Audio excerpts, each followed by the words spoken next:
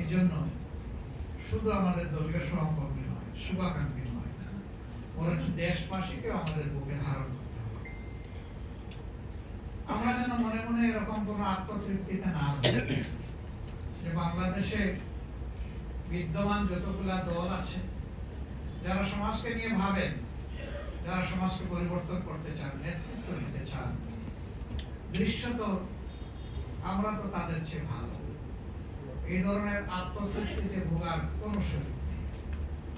আমাদের স্ট্যান্ডার্ড রাসূল করিম সাল্লাল্লাহু আলাইহি ওয়াসাল্লাম, আমাদের স্ট্যান্ডার্ড নবী করিম সাল্লাল্লাহু আলাইহি ওয়াসাল্লামের হাতে গড়া সোনার মানুষ সাহাবায়ে কেরাম রিদওয়ানুল্লাহি তাআলা আলাইহিম আজমাইন। তারা যা করেছেন, তারা যা বলেছেন, তারা যে পথ ধরে চলেছেন, এটি আমাদের আদর্শ। সেই আদর্শকে বুকে লালন করে ধারণ করে সামনের দিকে এগোতে হবে। তারা সেই আদর্শ আত্মস্থ করতে পেরেছিলেন, আল্লাহ এবং আল্লাহ রাসূলকে ভালোবাসতেন এবং আল্লাহ তাআলার হুকুম পালনের জন্য, আল্লাহর ভালোবাসা পাওয়ার জন্য তারা সৃষ্টিকে ভালোবাসতেন। সুতরাং এদেশের আপামর জনগণ হবে আমাদের ভালোবাসার পাত্র। আমরা যেন কোন জাতপাতের বাস বিবেচনায় না যাই, এটা আল্লাহ পছন্দ করেন না। আল্লাহ তাআলা যারা তাকে মানে এবং যারা মানে না, সকলকেই আল্লাহ রিজিক দেন, কারোই রিজিক আল্লাহ বন্ধ করে দেননি। আল্লাহ তাআলা তার দায়িত্বটা তার জায়গা থেকে পালন করছেন। সৃষ্টি তার দায়িত্ব নিজের জায়গা থেকে পালন করে কিনা সেটা আল্লাহ অবশ্যই দেখবেন। এই জন্য আমাদের কাজ হচ্ছে আমরা যেন আল্লাহর দেওয়া এই দায়িত্ব, আমাদের সহকর্মীদের হক এবং আপামর জনগণের হক যেন আমরা আল্লাহর ভালোবাসা পাওয়ার আশায় তাদের কাছে পৌঁছে দিতে পারি। আমাদের জাতি বড়ই মজলুম। 15.5 বছরের জুলুমের সব কিছু শেষ হয়ে যায়নি, এখনো আবার নতুন নতুন অনেক সমস্যা দেখা যাচ্ছে। এই ক্ষেত্রে আমাদের অঙ্গীকার, ও মহান মাহবুব, তুমি মানুষের ক্ষতি হয় এবং সকল কাজ থেকে আমাদেরকে তুমি বাঁচিয়ে রাখো, আর তোমার সৃষ্টির কল্যাণ হয় সেই সমস্ত কাজের শক্তি আমাদেরকে দাও। আমাদের অন্তর থেকে তোমার সৃষ্টির প্রতি ঘৃণার শেষ চিহ্নটুকু তুমি মিটাই দাও, আর এই জায়গাটা তুমি সৃষ্টির প্রতি ভালোবাসা দিয়ে পরিপূর্ণ করে দাও।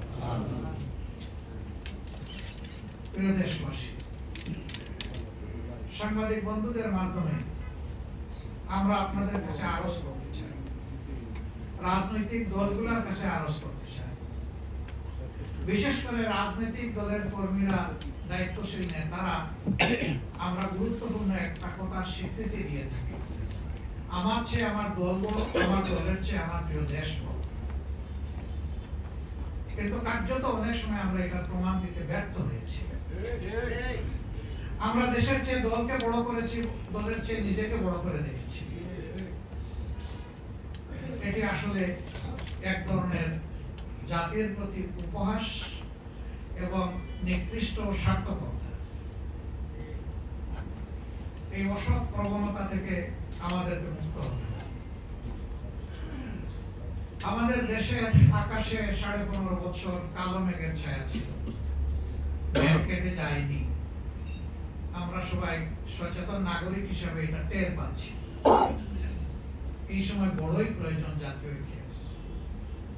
এই সময়টা বিভক্তির নয়, এই সময়টা ব্যক্তি স্বার্থ দেখার নয়, এই সময়টা দলীয় স্বার্থ দেখার নয়।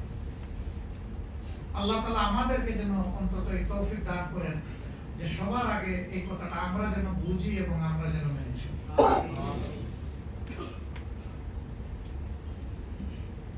দল আমাদের ভিন্ন ভিন্ন থাকবে, মত আমাদের ভিন্ন ভিন্ন থাকবে, কিন্তু জাতীয় ইস্যুতে জুলাই আগস্টে এই জাতি যেমন ঐক্যবদ্ধ ছিল, ইস্পাত কঠিন পক্ষের কারণে আল্লাহ তাআলা হয়তোবা আমাদের গুনাহ খাতা ক্ষমা করে দিয়ে আমাদেরকে সাহায্য করেছেন এবং বিশাল একটা বিপদ থেকে, জুলুমের অন্ধকার থেকে আল্লাহ আমাদেরকে রক্ষা করেছেন। আলহামদুলিল্লাহ রাব্বিল আলামিন। আমরা অকপটে স্বীকার করি এটি আমাদের অর্জন নয়, আমাদের চেষ্টার ফসল নয়, বরঞ্চ এটি আল্লাহ তাআলার একান্ত মেহেরবানি। সেই আল্লাহর মেহেরবানি পেতে হলে আল্লাহ যা পছন্দ করেন সেই পথেই হাঁটতে হবে। দেশপ্রেমটা আল্লাহর দান। আল্লাহ তাআলা নিজের আব্বুল আলামিন আর তার হাবিব ছিলেন রাহমাতুল্লিল আলামিন। আল্লাহ সমস্ত সৃষ্টির রব, স্রষ্টা, পালনকারী, হিতাকাঙ্ক্ষী, রিজিক দানকারী, ইজ্জত সম্মান দানকারী, মানুষকে উঠায় নেওয়ার সেই একক শক্তি, আবার মানুষকে রেখে দেওয়ার একক শক্তি। আর আল্লাহ বলতেছেন যে আমার এই সৃষ্টির প্রতি এই শেষ নবী, শেষ পয়গম্বর মুহাম্মদুর রাসূলুল্লাহ সাল্লাল্লাহু আলাইহি ওয়াসাল্লাম, আল্লাহ তাকে রাহমাতুল লিল আলামিন বলে ঘোষণা দিয়েছেন। ওয়া আরসালনাকা ইল্লা রাহমাতাল লিল আলামিন। হে নবী, আমি তোমাকে আমার রহমত ছাড়া সমস্ত সৃষ্টিকুলের উপর অন্য কোনো বস্তু হিসাবে, প্রাণ সত্তা হিসাবে আমি পয়দা করি। সুবহানাল্লাহ। সেই মহান নবীর উম্মত আমরা বড়ই সৌভাগ্যবান। এই মহান নবীর যারা উম্মত, তারা সমস্ত নবীর উম্মতদেরকে ভালোবাসে, সম্মান করে, কারণ ওই সমস্ত নবীদের উপর ঈমান আনাও আমাদের ঈমানের অংশ। সুতরাং সত্যিকার বলতে গেলে ইসলামের অনুসারীরা, মুহাম্মদুর রাসূলুল্লাহ সাল্লাল্লাহু আলাইহি ওয়াসাল্লামের অনুসারীরাই একমাত্র সার্বজনীন, এবং তারা যে কোনো ধরনের বৈষম্যের ঊর্ধ্বে, তাদেরকে সত্যিকার অর্থে কোনো ধরনের সাম্প্রদায়িক চিন্তা তাদেরকে গ্রাস করতে পারে না। যদি কোনো মুমিন নিজেকে মুমিন দাবি করেন, আবার তিনি সাম্প্রদায়িক দৃষ্টিভঙ্গি পোষণ করেন, না, তিনি মুমিন হতে পারবেন। তাকে অবশ্যই সার্বজনীন হতে হবে, সাম্প্রদায়িক। এই জন্য রাজনৈতিক দলগুলোর প্রতি আমার উদাত্ত আহ্বান যে আসুন জাতির কঠিন এই সময়ে আমরা জাতীয় স্বার্থটাকে সব কিছুর ঊর্ধ্বে তুলে ধরে আমরা আবারও আওয়াজ তুলে বলি যে জাতীয় স্বার্থে আমরা এক এবং অভিন্ন। আমরা এখানে কোনো ভেদাভেদের রাজনীতি করব না।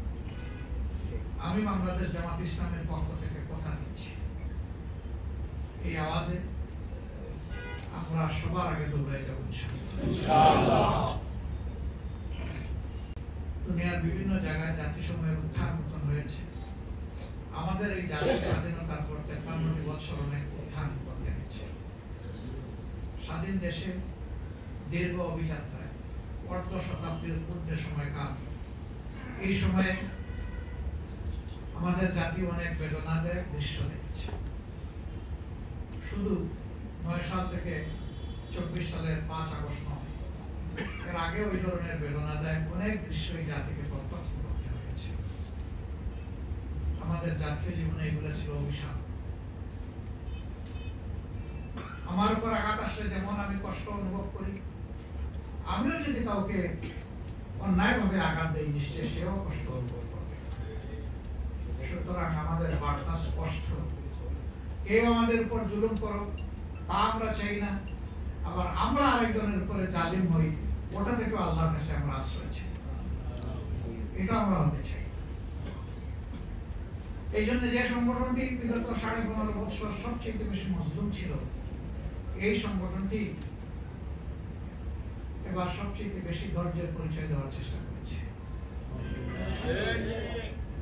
আমরা দেশবাসীকে আহ্বান জানিয়েছিলাম, বিশেষভাবে আমাদের সহকর্মীদেরকে আহ্বান জানিয়েছিলাম, আল্লাহ তাআলা আমাদেরকে জুলুমের হাত থেকে মুক্ত করেছেন, এটাই সবচেয়ে বড় পুরস্কার, এটাই আল্লাহ তাআলার সবচেয়ে বড় নিয়ামত এবং উপহার। এইটাকে অভিনন্দন জানিয়ে আমরা সব ধরনের প্রতিহিংসা থেকে আমরা বিরত থাকব।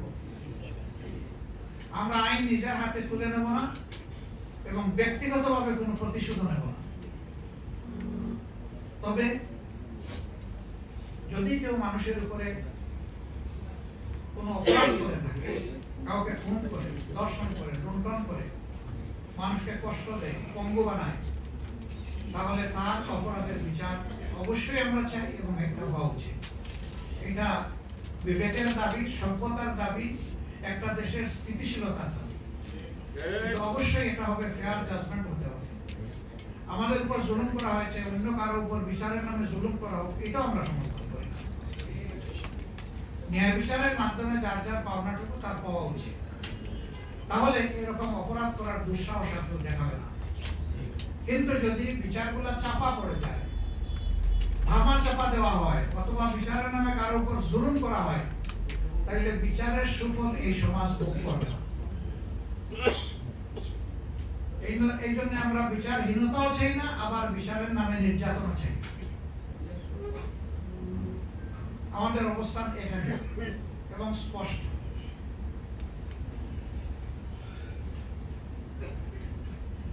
আজ দ্রব্যমূল্যের কারণে মানুষের কষ্ট হচ্ছে, এটাকে অস্বীকার করতে পারবে না, এটা বাস্তব সত্য।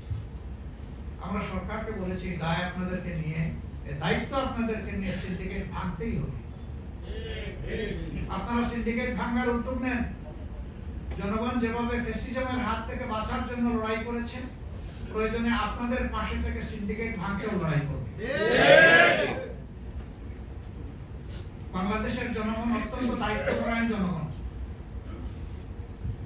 আওয়ামী লীগ তাদের পতনের আগ পর্যন্ত বারবার বলে এসেছে, আওয়ামী লীগ যদি ক্ষমতা হারায়, তাহলে ক্ষমতা হারানোর 2 দিনের মধ্যে বাংলাদেশে 5 লক্ষ আওয়ামী কর্মীকে খুন করা হবে।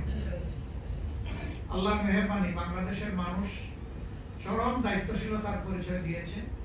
5 লক্ষ তো দূরের কথা, 2 দিনের ভিতরে 5 জন মানুষকে কেউ খুন করে নাই। আগে যারা দেশ চালিয়েছে তারা দায়িত্বহীন হতে পারে, কিন্তু জনগণ দায়িত্বহীন নয়। জনগণ প্রমাণ করে দিয়েছে যে এই দেশের জনগণ দেশকে ভালোবাসে। এই ভালোবাসার জায়গাটা ঠিক রাখতে হবে। এরপরে কিছু খুনের ঘটনা ঘটেছে বিভিন্ন কারণে। যে কারণেই খুনের ঘটনা ঘটুক, কোনো খুনকে আমরা সমর্থন করি না। খুন যে করেছে তার বিচার অবশ্যই হওয়া উচিত। বিচারের মাধ্যমে যাকে ফাঁসি দেওয়া হয়, ন্যায় বিচারের মাধ্যমে, এটাকে খুন বলে না। কিন্তু অবিচার করে কিংবা বিচার বহির্ভূত ভাবে মানুষের জীবন হরণ করার নামই হচ্ছে খুন। একটা খুনকে আমরা সমর্থন দেব না। আমাদের অবস্থান এই ব্যাপারে অত্যন্ত স্বচ্ছ, স্পষ্ট এবং আপোষহীন। যারা এগুলা করছেন তাদের প্রতি আমাদের অনুরোধ, বিধ্বস্ত দেশটাকে গড়তে সাহায্য করুন। খুনি হয়ে জনগণের বিরুদ্ধে অবস্থান নেবেন না। জনগণকে ভালোবাসতে শিখুন, মানুষকে সম্মান দিতে শিখুন। প্রিয় দেশবাসী, সমাজে আইন শৃঙ্খলার অবনতি আমরা মাঝে মধ্যে লক্ষ্য করি। এর অনেকটাই যথেষ্ট সন্দেহ হয় কোন মহল থেকে উস্কানি দেওয়া হচ্ছে না। শ্রমিকরা তাদের ন্যায্য দাবি দেওয়ায় বিভিন্ন সময় আগেও আন্দোলন করেছেন, এখনো আন্দোলন করবেন, এটি তাদের অধিকার। এই অধিকারের হস্তক্ষেপ এটাও আমরা পছন্দ করি না, কিন্তু অধিকারের নামে বাড়াবাড়ি ওইটাও আমরা সমর্থন করি না। শিল্প যদি বাঁচে, আমার শ্রমিক ভাইটি বোনটি বাঁচে। শিল্প যদি ধ্বংস হয়ে যায়, তারা কাজ করবে কোথায়? এই জন্য শিল্পকে বাঁচিয়ে রেখেই তাদের দাবি আদায় হতে হবে। আবার মালিক পক্ষকে এটা বুঝতে হবে, শ্রমিকের হাত না থাকলে তার কতগুলা কলকারখানা কোনোটাই চলবে না। ওগুলা পড়ে পড়ে জং ধরে স্ক্রাপ হয়ে যাবে। এই জন্য এখানে মালিক সম্মান করবে তার সহকর্মী শ্রমিককে, আর শ্রমিক ভালোবাসবে তার মালিককে। এই সম্মান এবং ভালোবাসার জায়গা থেকে আমরা একটা সেতুবন্ধন দেখতে চাই। এর বাইরে যারাই পদক্ষেপ নেবেন তারা সমাজের জন্য ধ্বংসাত্মক প্রমাণিত হবে। আমরা এটা কোনো অবস্থায় সমর্থন করি না। প্রিয় দেশবাসী, আমরা চাই এমন একটা দেশ গড়ে উঠুক এত এত রক্তের বিনিময়ে, বিশেষ করে এবারকার অভ্যুত্থানে আমাদের যে যুব সমাজকে হত্যা করা হয়েছে, আমরা এ পর্যন্ত যাদের তালিকা আমাদের হাতে এসেছে, আপনারা জানেন যে আমরা তাদের দুয়ারে পৌঁছার চেষ্টা করেছি, তাদের আপনজনদের দুয়ারে।